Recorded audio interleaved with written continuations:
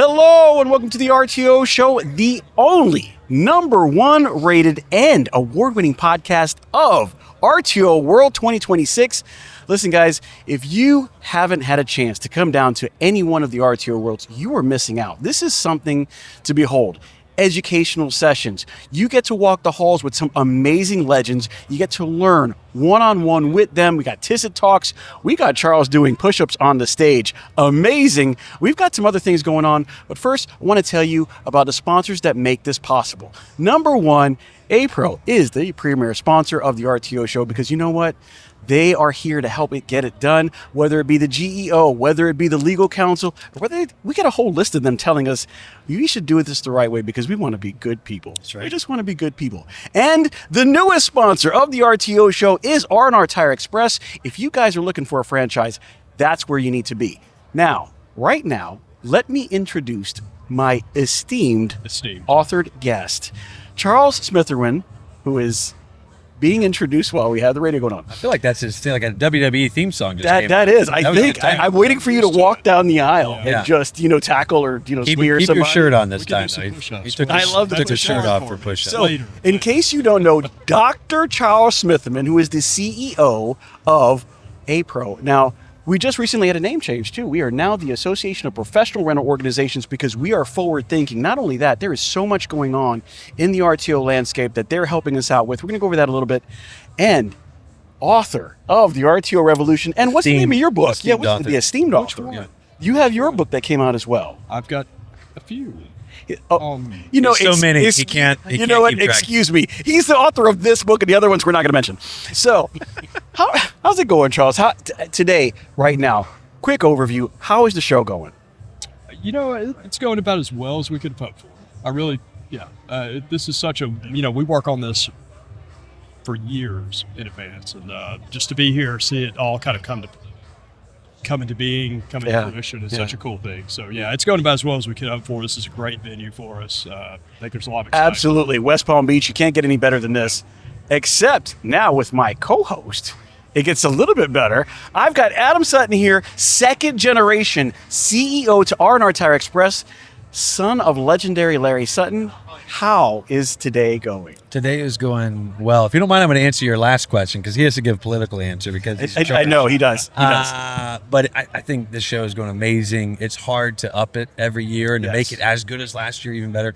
And Charles, his amazing team, all the people that put time into this really care about the industry, and it comes through in everything that you see here and the content that they were putting out. So I just to answer your last question, even though you didn't ask me, I think the show is going amazing. If you have not come, you need to come. You guys need to be here.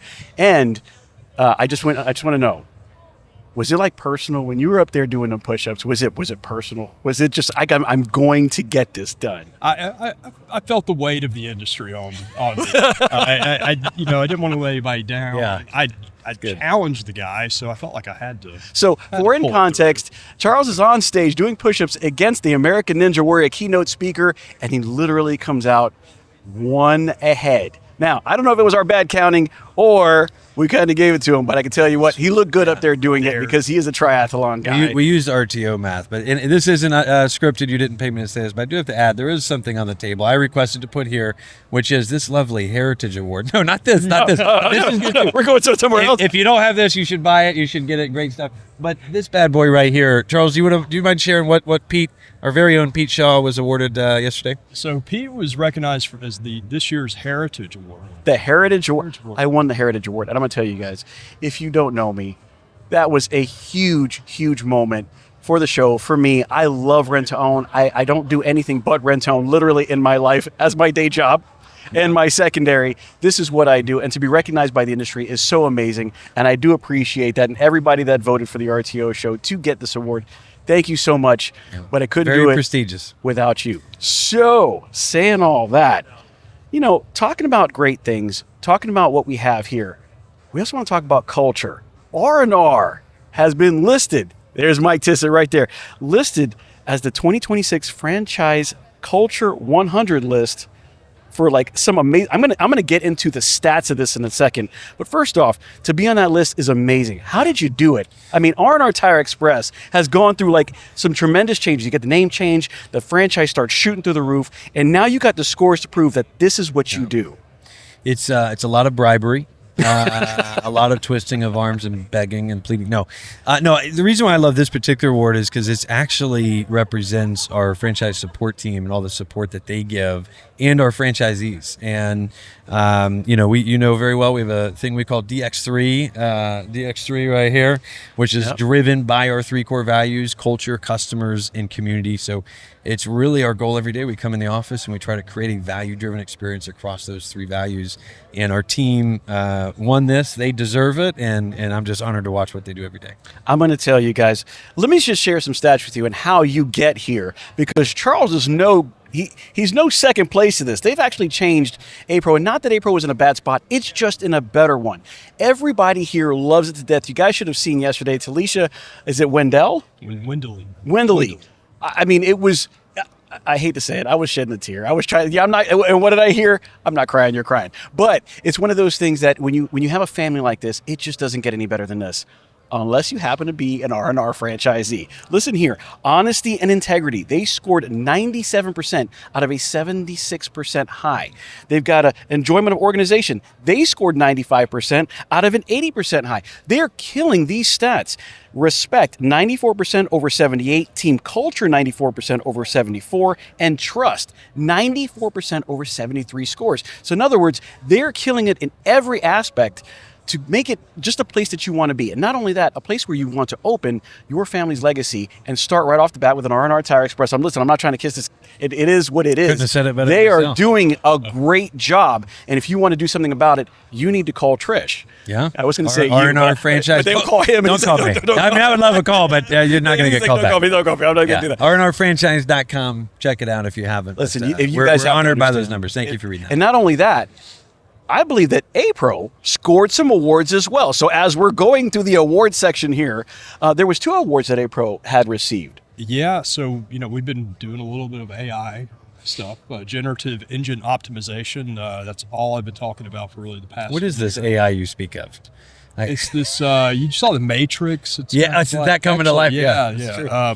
So we've been doing a lot, really, in terms of narrative, in terms of trying to frame the industry in a positive way, and I truly believe we're on the tip of the spear. There's a lot that we've been able to do, and so we, as an association, we're involved in associations. That's how we get our professional development. We learn from what other trade groups, membership organizations are doing. And we've been honored by the American Society of Association Executives with an advocacy award. And we've also been awarded one from the Texas Society of Association Executives. We've won their Impact Award for the year. We're the sole winner of that, which is really exciting.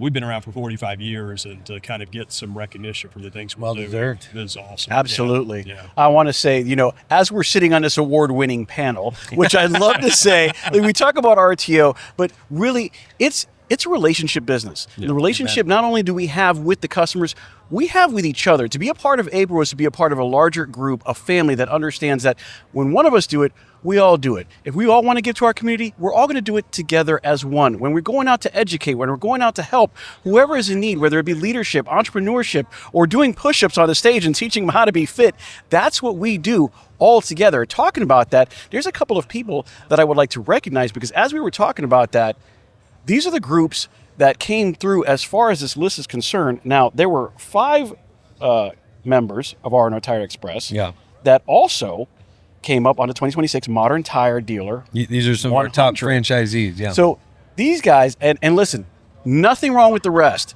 These guys just stand out a little bit more because they are legends in this industry and they know what they're doing. Number 1, Gulf Coast LNP Incorporated from Moss Point. That is the Strunks.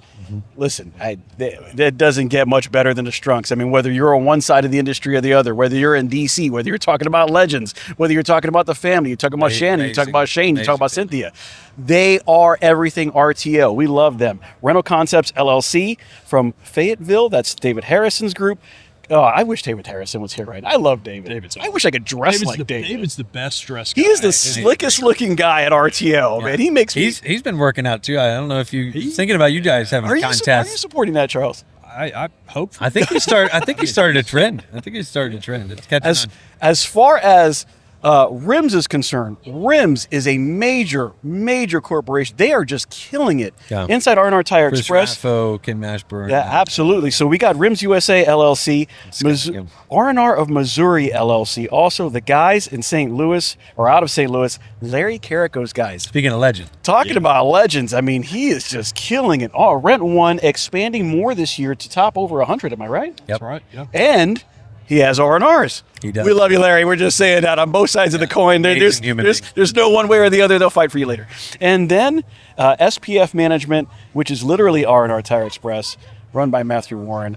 Listen, that's home state. So if we want to call it, we have the guys out there who are doing it under the franchise, but we also do it right here at home. When you're talking about Tampa, Florida, that's where we're at. And we are just like everybody else. We're going to get it done. We're going to be there for our communities.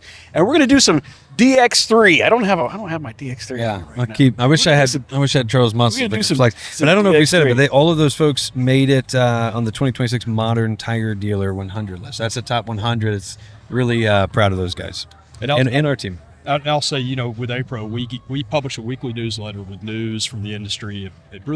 It's really a brag piece about our members, everything everybody's doing in the community. And I will say, every week we are getting an RNR award, an RNR story. So it's just really... I am going to agree. Every time I have something, it's really hard to not have to skip over the RNR, but I do get it quite a bit. But, to tell you guys right now, before we get into the real big segments, APRO's been doing a really big push as far as social media is concerned, talking about coming something on over and over and over again.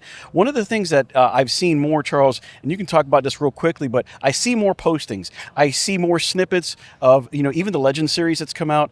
We've got the book here. He helped write the RTO Revolution. This was a huge push in the right direction. And if you ever read the book, yes, it does sound a little bit different. You want to know why? Because it's actually written for GEO. This is so that it can be seen and you will see more of it. AI minded on everything you do.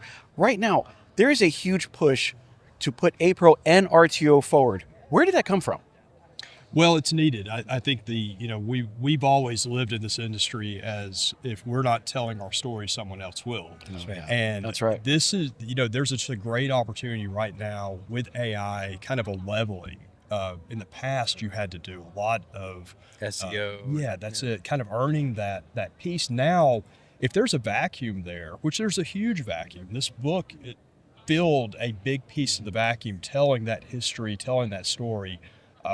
From a first-hand account in most places, thanks to our friend over here. I'm pretty sure you helped a lot. Just so you're aware that we helped out with the RTO Revolution book. That's right. That's right. I love the fact that it's forward-thinking. I hate being reactive, and I know that you've said that before too. There's no way to be reactive to your situation. You have to be thinking forward, and you have to attack it. If you want good culture, you have to go for it. If you want to be right with your community, don't wait for them to say, "Hey guys, you haven't showed up." Show up ahead of time and be there for them. So what I can tell you is one of the ways that they've also done it, not only do they have the book, not only are they putting out more social media, there is a LEAP program. And the LEAP program is like these educational programs that APRO is putting out with the leaders of our RTO industry, which I will be on there September 8th. And I will see you there. Mark your calendar. Mark your calendar. But this is the award-winning Pete Shau, September 8th. The award-winning. I love the sound of that. But we are also putting these on for you. Then you can also go back and see those later on, right? If you can't make it to that meeting, it's okay. You can actually go back as an APRO member and watch that. Yeah, I mean, we've been doing this for now a year and a half or so. Maybe we were up to 17 or 18 of those sessions. A lot of topics. Yeah. So, I mean, I think that's just kind of where we are. We're now at a position, we're APRO, and we're pro all of these things. What we're trying to do is proactive, not being on the back foot, not really having to defend ourselves, because there's nothing here to defend. We need to be proud of who we are, what we do. I think everything we're doing on the social, everything we're doing here with this book, all this content we're doing is really just telling our story. The social stuff is great, but we're doing a lot of human stories like customers, employees. Expressing the value. That's it. Absolutely. Yeah, the best people to say it are the people that are actually affected by it. When we do any type of advocacy, any type of lobbying, and someone to be able to say, this is how this has impacted me. I am one of the 20 households in this country that uses rent to own in a year. I am one of the 7 million people that's affected, and rent to own helps by giving me this option. And so being proud and being proactive, that's really what we're trying to do, and that's where all this really fits in. Absolutely. I tell you, the reason that we started the podcast was because we heard a lot of one side. We didn't hear enough on the other. There are hundreds of people in this gathering right now that would give their left leg to keep on doing what they're doing because they believe in the transaction. We're here to help in every single community that we're in, whether we're doing, and I know we'll get into that later because R&R has some big shoes to fill for anybody else who decides to do it. I mean, they give away charities, and your father is a very big help on that. I mean, he's very charitable. I'm just saying, guys, right now, it puts a tear to my eye. It's what we do, and we do it through not only the regular rent-to-own transaction or the lease-to-own transaction. We provide a good way to get home. We provide a safe way to get to work. We provide a good night's sleep. We provide ability for your kids to do homework. And it's not that we're trying to say, hey, we're the best, but we're here to help, especially in the economy that we're in right now. People are feeling it. It's getting tight. Paychecks haven't changed, but things have gone up. Yeah. Milk's gone up. Gas has gone up. Rent has gone up. I'm sorry, Anthony, I know I'm looking at you. Rent has gone up. He pays more than anybody I know. And you know why? Because that's what it takes to live in a free country. And at the same time, we got to do what we can to help others around us. Talking about that, because you have this guy right here has really been forward-thinking in RNR Tire Express to getting the culture to where it is. Culture-driven has been probably one of the things I've probably heard as a consistent drum beat as I've been at RNR. It is culture, culture, culture. And it's really important to maintain that. But as we go into that, right now, and we're just calling it what it is. Right now, everybody's on TikTok. They're looking at themselves. They're posting on Instagram. They're posting selfies. So when you're in a world of it's about me right now, how do you get that culture to shine? What is it that you do to put culture in the forefront and say, you know what, this is what we believe in time and time and time again? That's a great question. When you find that answer, let me know. I think you're right. I think it is very much about me culture. It's very much moved to a transactional culture, if you will. With the very good things, very good reasons for convenience and speed to delivery and all these things. If I used to have to drive somewhere and go get it, now it comes to me. And so it can be difficult in that to carve out that space. But for us, we trying to build a value-driven culture, we don't, you know this very well, we don't use the word employee as an example. We use the word team member, right? And not that it's like I want to be a stickler on words, but it's more of a mindset for an employee is transactional, right? So that it can be replaced. It's a number. But a team member is two things. One, they are on our team and that we're paying them. That comes with responsibility. We got to help them do the responsibility, equip them and empower them to do it. But more importantly, as a company, I believe, to be a value-driven company, which is our ultimate goal, we're on their team. And it's a mindset of saying, hey, it is a world that they're used to being about them. And we want to help that a little bit. We're going to help them shine and make them better and more even impactful than they've ever been. But it's also drawing them into that community of the company and making it about not us as the company, but us as the people that are the company. And so it's difficult, but I honestly, I think some of the younger generations that are coming in now are more primed, hungry, and ready for that community and that true value because COVID, all these things that have happened, and there's been such a disconnect. And I really think they crave it. So that's really the rent-to-own industry we're in. It's relationship-driven. I think that's what the company should be about as well. And when you nurture and promote those relationships, great things happen. So, and I know that it's not easy. It's not easy to do. It's easy to say, hey, we're going to have this wonderful culture. And what it takes is Michael Wall standing right there. We're pointing him out. But what it takes is dedication, right? So yeah. How was the start of that? When you started putting culture up front, what did it take? What were the steps that you had to say, you know what, right now this is where I believe we are, and this is where I know I want to be? How did you start those steps to get the company, the culture, the teammates in that direction? Sure. So I was blessed to be able to, I came back 9 years ago, I believe. I worked at RNR in 2000 for a couple years when my father started it. Rent and roll back in the day. Anybody that's listening, by the way, we are no longer rent and roll. Can I do a shameless plug? I'm going to tell you right now, it gets a little twitch in his eye when you say RNR. It's no longer rent and roll. Rent and roll, it's RNR. It's RNR. No, you can't do it. We love rent and roll, but we are RNR Tire Express. What's the RNR mean? It doesn't matter. No, so That's a great acronym. So my father had built a great foundation, and all the people at the company had really built a great foundation, and what we now call kind of a serve not service experience. And but we were growing fast. We were going to be 100 stores soon. And that was, I think we hit 100 stores in 2018. And so I just kind of looked at it and said, okay, how do we take the best of who we are and the best of my father's legacy, how he's lived his life. I used to travel, as you know, as a kid, and just watch him, the way he treated people. That's why we say team member, because he never had an employee, right? He was always on their team. And but how do you memorialize that? Because he's not going to be able to talk to every single team member. And us as a franchisor, as you grow and scale, we're not going to be able to have that direct contact. And highest level, I'll just tell you, the DX3 thing, that's where that came about. My previous life, I had the pleasure of working with two of my favorite clients, but also experiences as a consumer, which is Disney and Chick-fil-A. And I just kept asking the question, can you go to a Disney, a Chick-fil-A location and get the same experience at each location every time? Absolutely. And we wanted to emulate that. So we kind of framed it and kind of productized it and looked at what they did, and then tried to just really encapsulate communicating what our values are and empowering them to achieve it.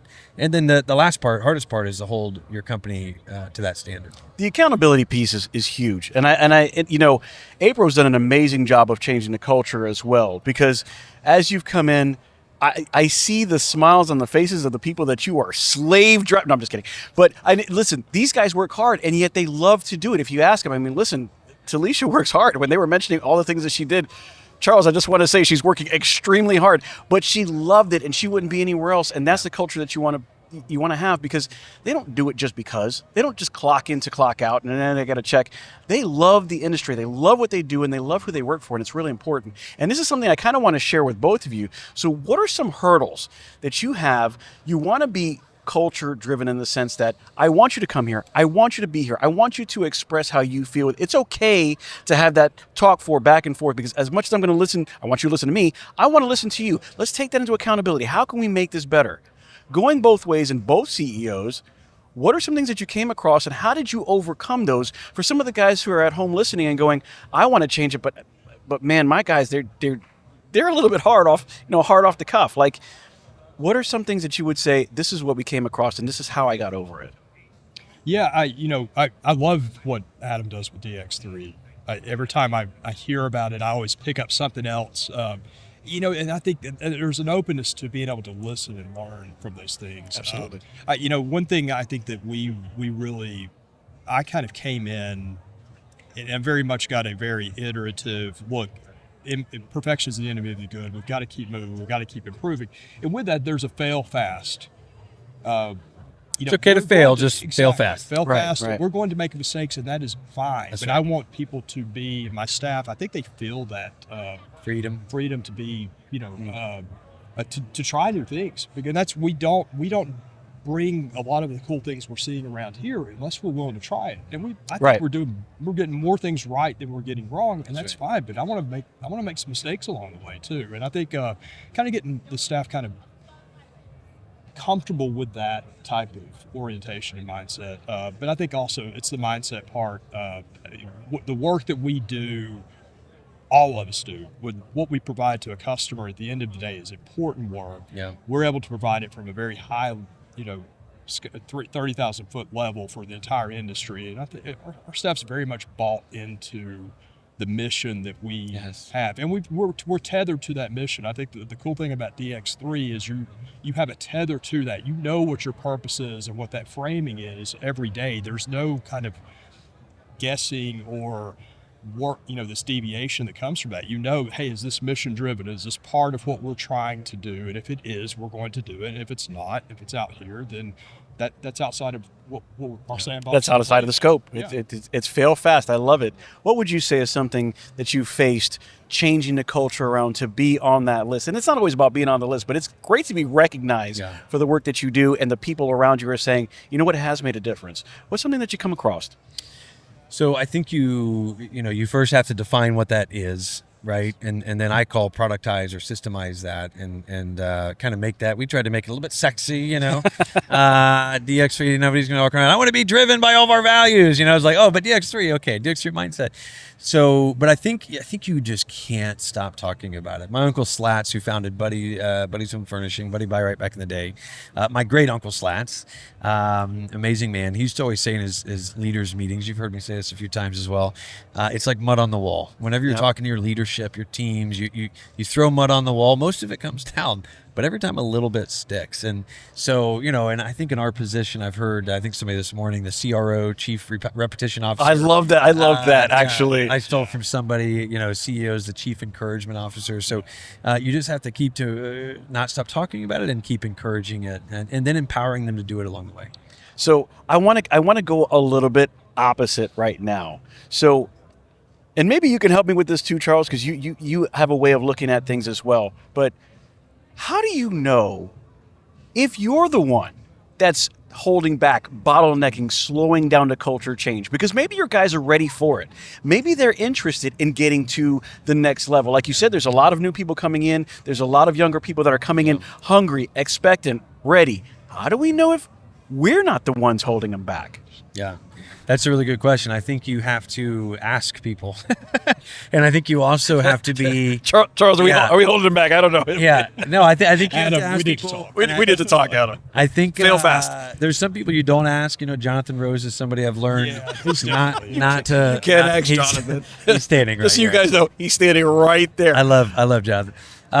So no, but not only do you have to ask, but you have to genuinely want to hear the answer, you know. And we heard recently in a leadership talk, this guy talk about, you know, you don't know what your blind spots are.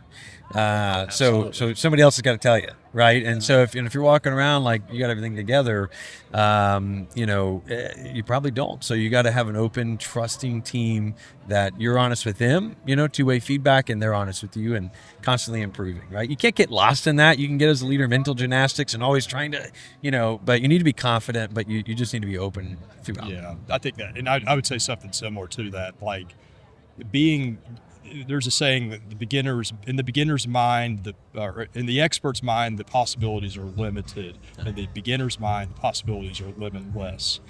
And I think having that beginner's mindset, because there's an honesty you have to have with yourself. Like I'm not perfect. I mean, I have bad days and I have bad ideas, but I've got a staff that will challenge me on that, and I've got it's a working thing too to be open to making mistakes, and there's a vulnerability I think that comes across with that too, with particularly people you're trying to lead and trying to get to follow you and have confidence in the things that you're doing and in you.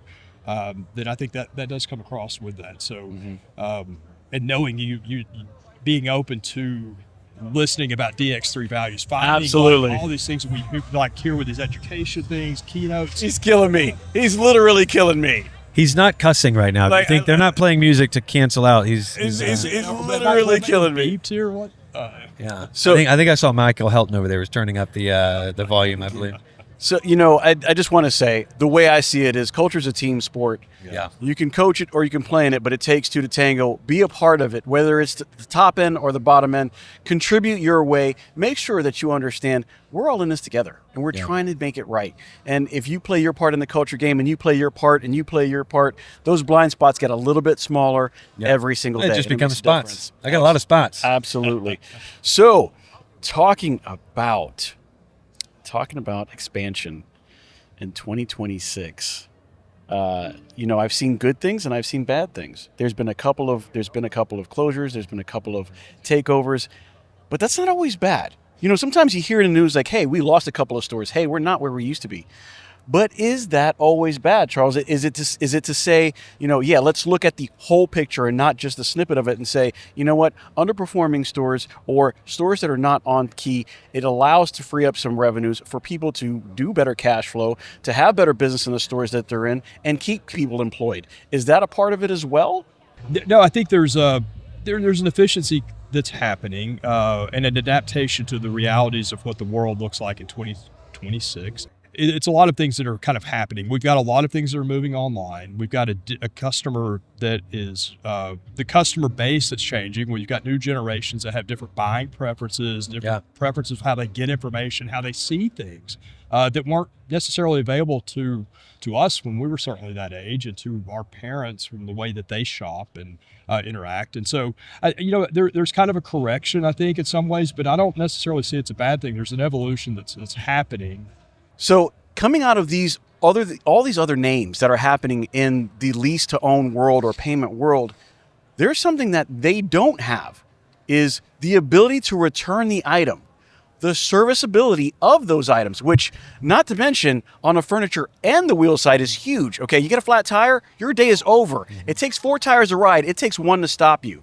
If you have these situations, we've really got to educate everybody and make sure that they understand the benefits of lease to own and rent to own are still available. We haven't changed anything of what we do. Yeah. And I think that's really important as you talk about GEO, as you talk about SEO, and as we feed the AI engine and letting them know, hey, we haven't changed what we do. They've changed what they do. They're the new kids on the block. Yeah. But we still have the relationships. When you miss a payment with them, there is some serious consequences. Mm-hmm. Sometimes you can change percentages. Sometimes it even goes longer. Yeah. It doesn't happen in what we do. No. Well, right? And it's also very transactional, right? The beauty, we already said, of rent to own. It's when I was a kid running around these halls in APRO till now, some 40-something years later. We're not going to call him a latchkey kid anymore. It's an RTO kid. It's RTO kid. RTO kid. It's always been about relationships. And so I will tell you, though, something to be optimistic and positive about all those things you said, because I hear people complaining and, here in these halls sometimes, all this competition, all these things. I love it. Let's go. Because you know what else they have? You didn't mention billions of dollars that are educating people that you can make payments on something they didn't know they could do before. So, back in the day, half of our value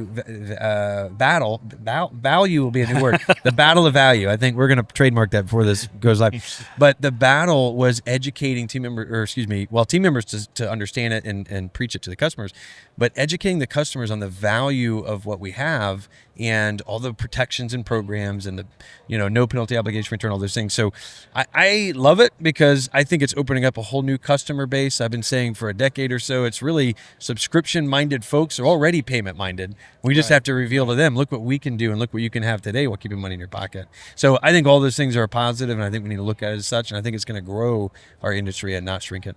I love what you said about the subscription, and because I think that model really fits just incredibly well with what we do, because that's what it is. We provide a way to get something. I mean, I do this with legislators, and I've done this in committees before. I take out my phone and I say, look, you're basically renting to own this phone. Mm-hmm. There's nothing on this phone that you have. You're subscribing to everything, and people are comfortable with that. So I think subscription with the benefit of ownership, if you get to that point and pay off. That's it. It's just a different thing. Otherwise, I will never own any of these apps on my phone, and I'm probably okay with that.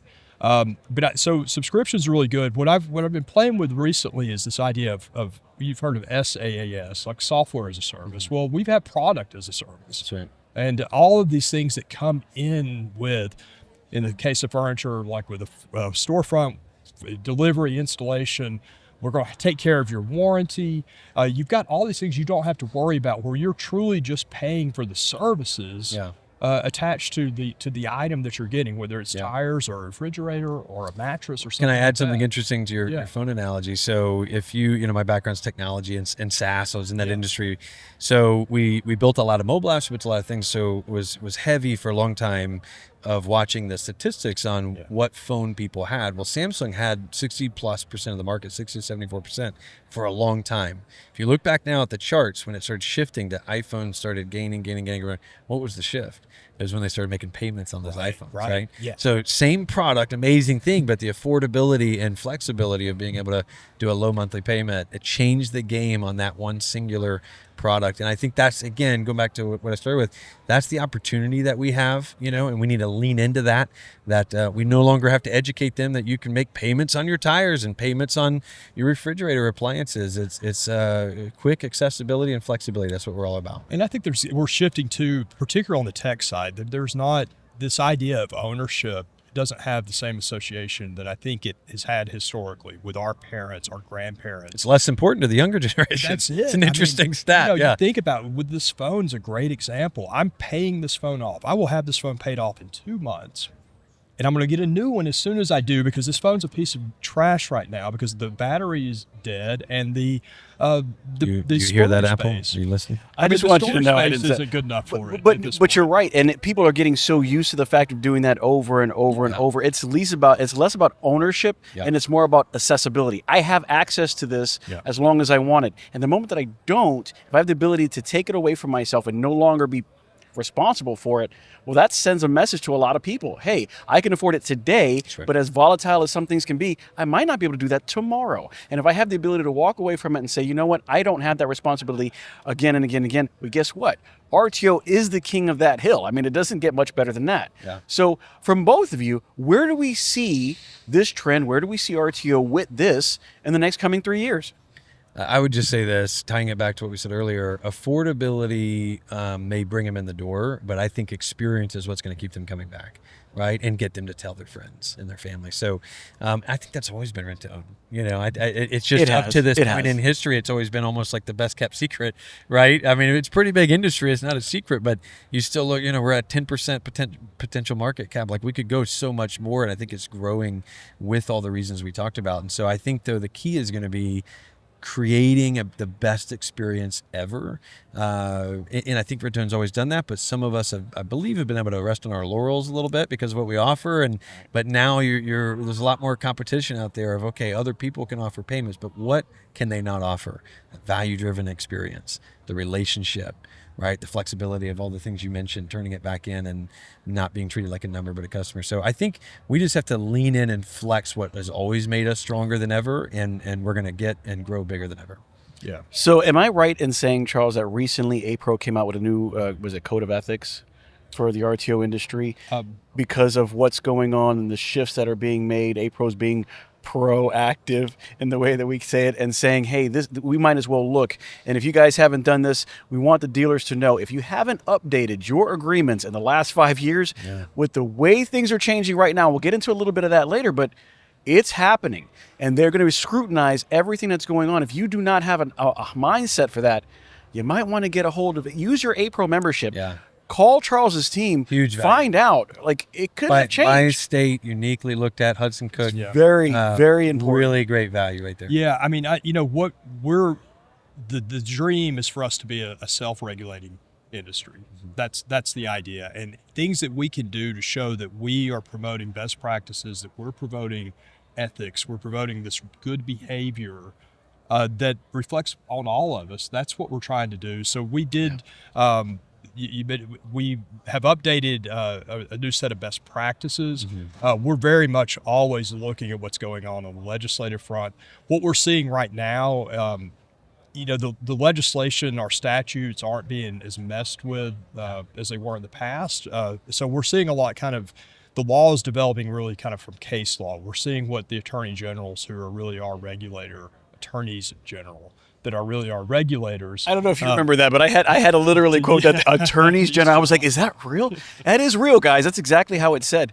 In the book, if you have the opportunity to book, and I'm not just pushing the book, thank you so much. You are a saint, and we appreciate you. Ashley. Shout out on the podcast to Ashley. Absolutely. Ashley does a great job right here. How old are we where we're like, turn it down over there? Can you turn it down? We're doing it for you. If you guys have a chance to actually get and read this book, and again, it's coming out on audio version very soon, but if you get a chance to read the book, there are some things in there that it is so pertinent to what we're talking about right now. One of them being the 4 core truths. Yeah. That is something that is repeated several different times in the book. Charles, explain to me what that is. And right now, let me explain to you the 4 core truths so that Charles can kind of get into it. Number 1, RTO is not a credit transaction. That's repeated over and over and over because why? You can return it. It's serviceability and is a terminable lease. Simple as that. Flexible ways to pay and flexible payment options. You can do weekly, bi-weekly, monthly, and that can teeter. In some other ways, there is no option to pay late, and we don't have that option to pay late. You must pay on time, and that changes it from having a credit option and not having credit, which is something I actually learned in the book. Number 3, we are essential And I can tell you guys right now, if you're in a hard situation, and this is less for the dealers, but it's more for the folks at home, you have an emergency, you call the guys, whether you're stuck on the road or you have a fridge that's going out, they're there to take care of you. Yeah. And I don't know any dealer who would get a call at 6:59 and go, you know what, your stove is out. I'm sorry. I'll see you tomorrow. You got a flat tire. I know you're on your way home, but we'll see you tomorrow. It doesn't work that way. And that's not how the industry is built and regulated. So regulation is really what we'll get into next, but it's part of what we're doing. We want to be self-regulated so that we're not outside regulated, including by the FTC and everybody else.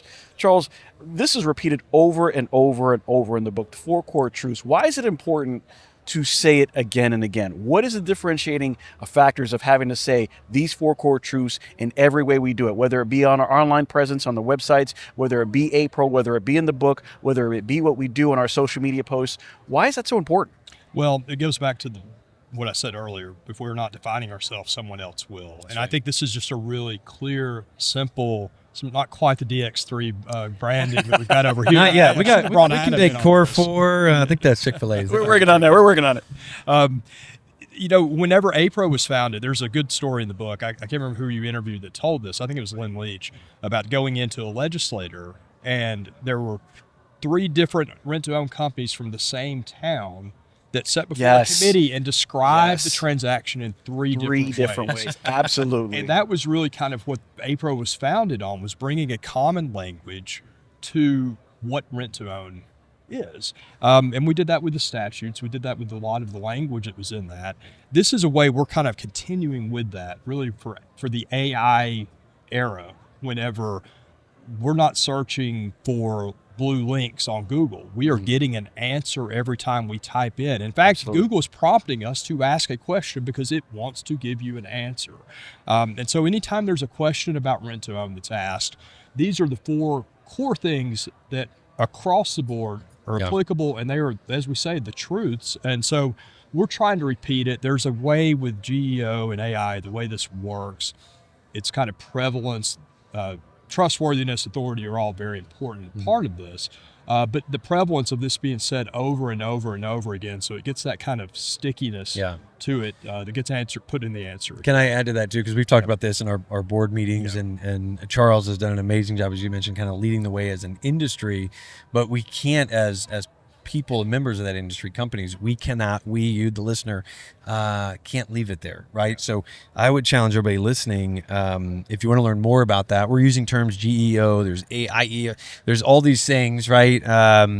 That basically just means everything from search engine back in the day is now moving to some sort of robotic answer, really in the cloud, of all the information coming together, whether if it's Google, it's Gemini, if it's, Microsoft, it's, all these things. So we as companies also have to be talking about this, educating our people at it, but also putting it on our website, right? So I just want to encourage everybody, talk to your web team and your marketing team and say, hey, I want to learn more about this, reach out to the association, because the more websites that are putting it out there, it becomes a more authoritative language, of course, any PR and all those things, but we can't talk about it enough. And as you mentioned, we should be telling that story, because there's people out there that just don't understand it, and it gets out there the wrong way. So we got to tell it the right way. And when it's repeated by our members, and that's really where the ultimate intersection of this goes, is like our members benefiting from this, and really the customers benefiting from it, because we've got the transaction available, or the relationship. I hate that transaction. I'm really having trouble with that, because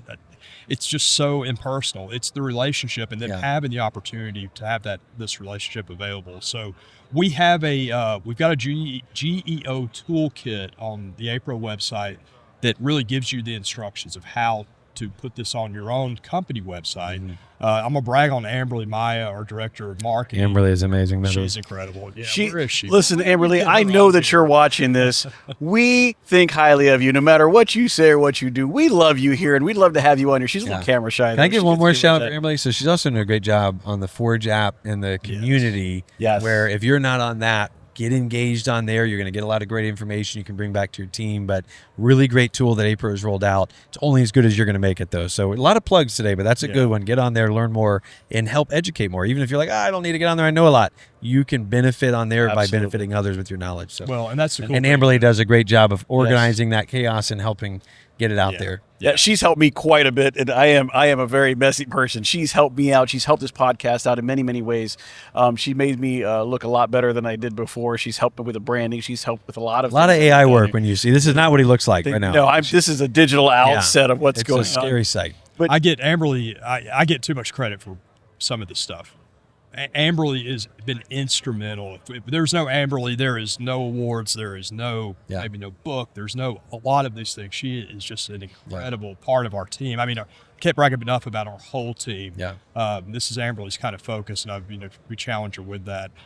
She did a session yesterday with Mark Williams on AI and things that really kind of that our members can take home and start applying today. One of those things that she did, which is going to be available, we'll start putting this out a little bit more, but it's actually basically a library of resources you can upload to your own ChatGPT, Claude, and start to ask questions. Educating it, good prompts. Exactly. So it's kind of like that educated model that will produce the common language that's tied in to that. So you're not getting this kind of, just repetitive, the same exact thing. And you want to make it your own a little bit too. I would just encourage you, take that as the template and then make it your own, shape it a little bit. And the more content that goes out there, bottom line, this generative engine optimization, all these things is going to help everybody in the industry get found, get better, and get that correct message out there about rent-own and why it's so great, why our customers love it. One of the reasons I wanted to talk to both of you as to why it's so important is because if we don't tell that story, you might end up like some of the folks in New York State. Now we've kind of cleared that hurdle for now, so it's big not as shout big out as to it Jeff was. Smith, by the way. But Jeff Smith and the NYRDA doing an amazing job with Charles, going up there all the time and making sure that we're seen for who we are. But the ELSA Act, or the End Loan,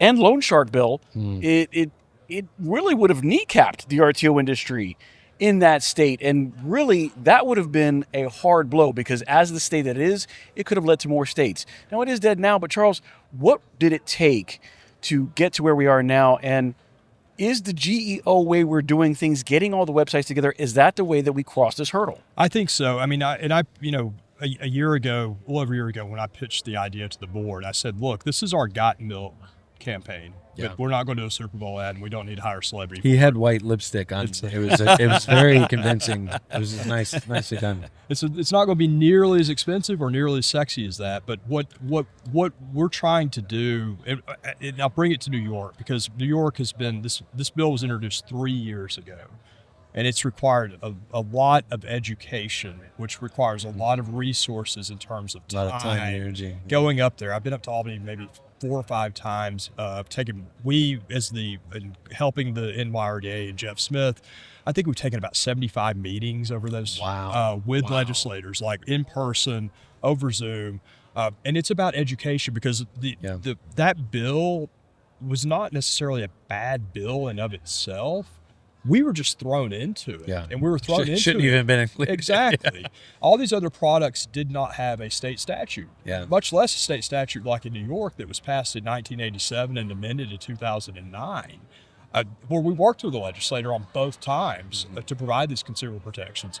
These were trying to regulate these new fintech products that needed some sort of regulation. They were where we were in 1980, 1987. Sure. They didn't have that framework or that definition. So that's kind of the idea of what we're doing with the GEO. It's really an ultimate advocacy project in trying to provide that education and putting that out there. Because the reality is the way the world is right now and the way it's going, people are getting answers through AI. And you say, well, I don't use AI, I use Google. Well, if you're not scrolling down the page to click on a link, you're That's using Gemini AI. You're using AI. And listen, a lot of what they're talking about is right here in the book. And I'd hate to pitch the book all the time, but guys, there's a lot of what we went through in this book to be state regulated in 47 states. And we don't want anybody else to regulate what we do because we do it just fine. They have the laws in place, especially in New York. If it's already been re-regulated, it's been rewritten, we don't need it again and again and again, but we do need it. Who's going to read the audio version, by the way? That's what I want to know. Well, when the audio version comes out, we will actually have you listen. No. I'm saying between one of you guys,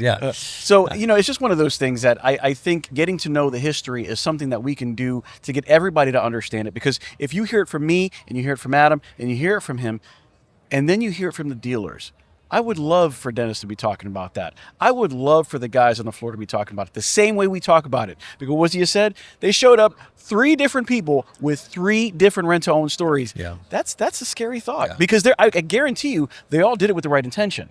But without the right verbiage, without the right guidelines that APRO is providing for us, we could get that wrong. We don't want to do that, especially because we have Jeff and his guys opening stores in New York. I was going to add RNR stores too. RNR stores. RNRfranchise.com stores. I'm just shameless plug. Shameless plug. I was going to add to that too. My father brought me to DC on a capital trip up there with APRO many, many years ago, 15 years ago. Amazing experience. Learned what I'm about to tell you there, but reinforced when I came back years later. So shameless plug for the legislative trip. You should go if you haven't gone. But what I learned there was, it was really interesting, is we actually, when you're sitting in with those lawmakers, and a lot of them are the juniors and the people that are doing all the work, but they've never heard of rent-to-own, right? So not only in that case were they 3 different ones, but most of the time they haven't heard anything about it because they've never been in a position to need the rent-to-own industry. So what happens? They're going to believe what? The first time they hear it and whatever they hear about it, right? So that's the additional power of getting there first, getting the message right, and in the capital trips case, getting in front of them or the state legislative. I just think it's such a powerful thing of we cannot talk about it enough. How can you talk about it more? I think your show and everything else is doing a great job of it, but we can't. Mud on the wall. Right? Yeah. Every time a little bit sticks. Yeah. And that's it. And I'll say, particularly when it comes to our legislative process, the federal government bought 6,000, the Congress bought 6,000 co-pilot licenses. I read an article in the Washington Post that was last week. And right now, in the official record for a bill that was passed a couple weeks ago, it says at 10:35 a.m., Claude responded, quotation mark, ... And whenever the rep that was whose aide was responsible for cutting and pasting from Claude and putting that in there was asked about it, and if he was, are you embarrassed about that? He was like, we all do it. Yeah. He was like, I don't know why she was using Claude. I prefer Gronk. I think it's much better. And so, look, there's a reality to it. And so if that's kind of where a lot of that first line of someone that's writing a bill, researching a bill, if they are doing what everyone else they're going to trust it. Yeah. They're going to go and they're going and asking their AI program, and we have to be part of that answer and provide a balanced truths, as we have here with these 4 core truths about what our industry is about. Having this story from this book, having our legends tell those stories, having our customers through these testimonials that go on YouTube, go on our social channels. We're hearing it firsthand, primary evidence. I think that's really the thing. You're hearing it from the horse's mouth rather than hearsay from a guy on Reddit that may have had a bad experience one day and has to opine about something. But it's so true because it's exactly what happens. Yeah, these random guys that come up with these videos on YouTube that don't understand the industry and they think they've come on to something that, I found out something that's wrong and I'm going to tell you about it. Look, we're the authority here and we need to leverage that authority, and that's really what this whole project's about. We speak for the industry. That's what APRO is for. It's supposed to be the voice of the industry. No offense. I thought we're the literal voice. I thought that was trademark. Well, look, can I modify that a touch? Because I think you are, but more importantly than that, I think we're the voice for the customer. Yes. Right? Absolutely. At the end of the day, what we provide is affordability and flexibility to things that our customers, which are often the hardest working people in America, but just because they may not be credit worthy or they don't have the right XYZ in their bank account, they can't afford it and they can't get what they deserve. And so I think we are the voice of the industry, but the industry is the voice of the customer, and that's why it's so important. Yeah, and we're speaking for them, and I think that's our history plays that out. We passed these statutes. Yeah. These are consumer regulation statutes. We were asking for it to be asking for it. It's rare. We need disclosure. We want to be regulated. That's it. But you think about it. I said transactional bothers me so much because it's relational. Yeah. We are not retail where someone goes in one time and then you never see them again. That's right. Our customers come back. We want them to renew, to keep this lease going, and hopefully get to ownership. That's kind of half the goal here is to get them to ownership. Yeah. That's a relationship. That's not a transaction. Yeah. Right? I'm feeling the rhythm I'm I feeling think the rhyme. we're going. This is kind of like we're reaching a It's just a crescendo at the end, baby. If you can't hear the music, there's some great dance music. This is the last leg, and we have to dance. This is a dance off. Right if nobody can hear any of the music listening here, they're just be like, "What?" And they're watching. They're like, "Why are these guys randomly breaking out and dance?" That's gonna be it's crazy, but we're gonna do the limbo in just a minute. So coming into the end, some takeaways that I just want to make sure that we cover. Culture is best because if you do it from the inside out, it will be recognized. It will cause growth. Yeah. It changes the literal name of foundations from APRO as being progressively for what we're doing and professionally changing to what is going to be best for you, best for us, best for this industry. Yeah. That's what we do. Okay. So guys, first off, get the book. Listen to the award-winning RTO Show podcast. Get a franchise, be part of the group, and make sure that when you advertise, make sure that when you reach out to your communities, make sure that when you have anything that goes out, you run it through the GEO that APRO can provide to you to say, hey, these are the things that you should be stating as well as your ideas. Because you know what? We're all in this together. Yeah. Guys, I really appreciate your time on the show. Thank you for CEO Charles Smitherman, an absolute great. He's only been on twice, but he's doing a great job of it. We gotta co-host certain things. This has been an honor. This is fun. Adam Sutton, CEO of RNR Tire Express. Guys, I'm going to tell you as always, we do appreciate our sponsors. APRO being a premier, this is our first vendor sponsor. We also have Wow Brands doing an amazing job keeping us where we are. And I'm going to say, guys, thank you so much for being on the show. And I'm going to tell you guys, as always, get your collections low to get your sales high. Have a great one. Thank you, everybody. Thank you, everybody.